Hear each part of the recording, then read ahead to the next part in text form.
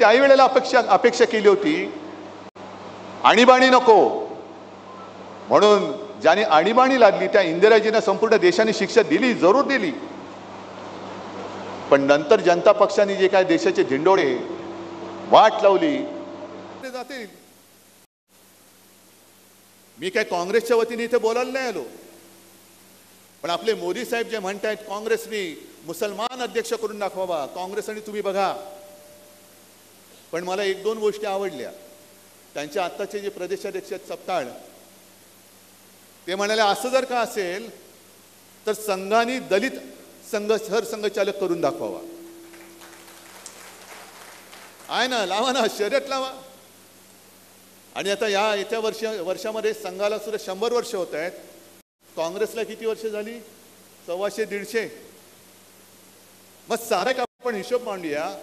संघाच्या आतापर्यंतचे सगळे सरसंघचालक, त्याच्यामध्ये कोण दलित कोण मुसलमान होतं, आणि काँग्रेसचे काढा आणि ठेवा लोकांसोबत. पण लोकासांगे ब्रह्मज्ञान आणि स्वतः कोरडे पाषाण. अमित शहाजी, छत्रपती शिवाजी महाराजांना तुम्ही सांगून कोणी महाराष्ट्रापुरतं सीमित ठेवेल नाही. नाही, महाराष्ट्र सगळीकडे पोचलेले, जगाच्या कानाकोपऱ्यात पोचलेले. पण खरोखर तुम्हाला जर का त्यांच्याबद्दल आदर असेल तर शिवजयंतीला देशभर सुट्टी जाहीर करा. करा देशभर. आमच्या देशाचं दैवत. इकडे येऊन नुसते मतांसाठी छत्रपती शिवाजी महाराज की बोलू नका. देशभर पहिली सुट्टी जाहीर करा. आणि मी पूर्वी कधीतरी एकदा बोललो होतो. मी काल परवाकडे सहज संजय राऊतांशी बोलत होतो. संजय म्हणाले, अरे पहिल्या तुम्ही बोललेला, आपले उदयनराजे बोलले. आणि ते मला पटते, कारण मी सुद्धा ते पहिलं बोललो होतो.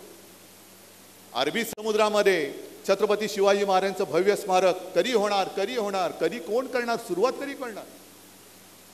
मी स्वतः हजर होतो. नरेंद्र मोदींच्या हस्ते जेव्हा जलपूजन झालं, कुठे गेलो, काय गेलो, बोटीत बसलो गेलो, आणि मग मोदीजींना एक पट्टा बांधला आणि मग त्यांनी ते सगळं फुलं वाहिली, सगळं मंत्रोच्चार काय चालले होते, जलपूजन झालं. आम्हाला वाटलं आता फडणवीस बसले, 2-3 वर्षात स्मारक होईल.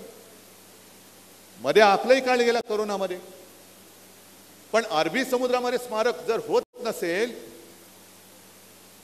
तर उदयनराजे बोलले ते बरोबर आहे की छत्रपती शिवाजी महाराजांपेक्षा राज्यपाल मोठे नाहीत, असूच शकत नाही. छत्रपती शिवाजी महाराजांच्या पेक्षा दुसरं कोणीच मोठा असू शकत नाही, होऊच शकत नाही.